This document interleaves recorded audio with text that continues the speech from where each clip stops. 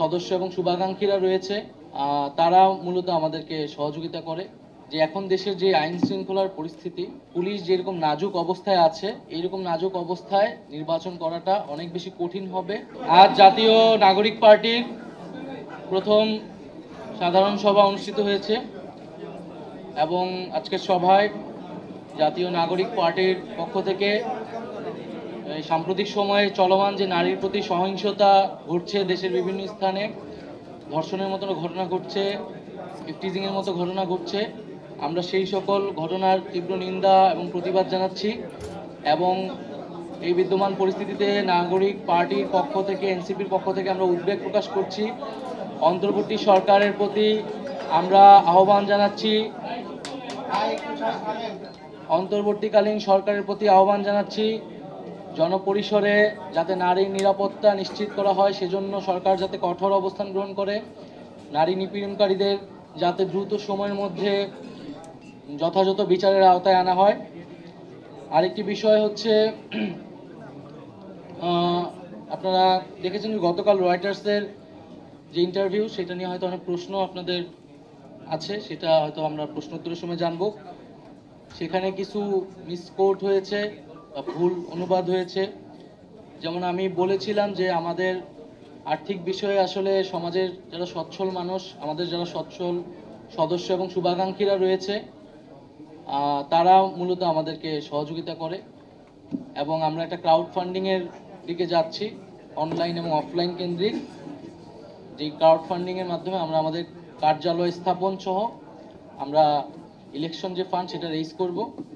তো সেটার একটা ভুল অনুবাদ দেশের বিভিন্ন গণমাধ্যমে আসলে এসেছে, সেটা একটু সংশোধনের জন্য আমার অনুরোধ থাকবে। দ্বিতীয়ত, বর্তমান পরিস্থিতি সম্পর্কে আমি বলেছি যে এবছর নির্বাচন করা সম্ভব নয়, আমি ঠিক এইভাবে কথাটা বলি নাই।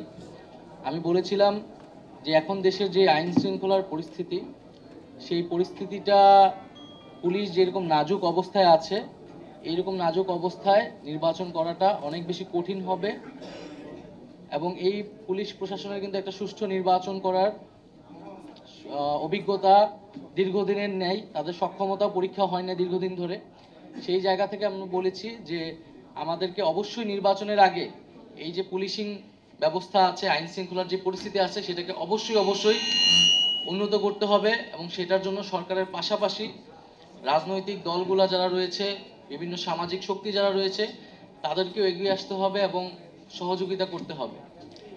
এবং নির্বাচন যে কোনো সময়ের জন্য, মানে নির্বাচনের জন্য নাগরিক পার্টি তার মানসিকতা এবং প্রস্তুতি রয়েছে এবং আমরা নির্বাচন সামনে বলেছি যে আমরা আমাদের জায়গা থেকে গণপরিষদ নির্বাচন দেখতে চাই জাতীয় সংসদের পাশাপাশি। তো সেটার আগে নির্বাচন কেবলমাত্র নির্বাচনী জাতীয় নাগরিক পার্টি বা এনসিপির এই মুহূর্তের একমাত্র দাবি নয়। আমরা গণপরিষদ বা জাতীয় নির্বাচনের কথা বলছি, কিন্তু তার আগে আমরা দৃশ্যমান বিচার কার্যক্রম দেখতে চাই এবং যে ঐক্যমত সংস্কারের জুলাই সনদ, যেটাতে সবার স্বাক্ষর হওয়ার কথা, জনগণ দেখতে পাবে কোন রাজনৈতিক দল জনগণের রাষ্ট্রের সংস্কারের পক্ষে আছে বিপক্ষে আছে, সেই জুলাই সনদটা আমরা নির্বাচনের আগে কার্যকর হিসেবে দেখতে চাই। যে জুলাই ঘোষণাপত্রর কথা উঠেছিল ছাত্রদের পক্ষ থেকে, সেটি আমরা বাস্তবায়ন দেখতে চাই দ্রুত সময়ের মধ্যে।